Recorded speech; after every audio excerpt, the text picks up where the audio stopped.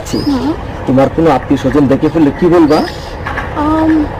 আমার কেউ আত্মীয় স্বজন দেখে ফেললে বলবো তুমি আমাদের বাসায় চাকর। কি? আমি তোমার বাসার কাজের চাকর? না না না, বলবো এই জানোয়ারটা আমাকে জোর করে ধরে নিয়ে এসেছে। কি? আমি জানোয়ার? আমি তোমার জোর করে ধরে বিয়ে করছি? প্লিজ ডার্লিং, আমার ভুল হয়ে গেছে। তাহলে কি কইবা? বলবো তুমি আমার আঙ্কেল। কি? সি সি সি, আমি তোমার আঙ্কেল? ও আল্লাহ রে, কি কইনি? আমি কারে গোপনে বিয়ে করলাম? আমি বলে ওর আঙ্কেল? আমার ভুল হয়ে গেছে। বলবো তুমি আমার মামা। কি মামা? নাউজুবিল্লাহ, আস্তাগফিরুল্লাহ, তোবা তোবা তোবা, আগেরটাই তো ভালো ছিল। আল্লাহ রে, এর মানে আমার বাপ তোমার ভাই, আমি তোর বাজনারে তুমি বিয়ে করছো? বলবো এই গোমার পুত্র আমি চিনি না। কি? আমি গোলামের পুত?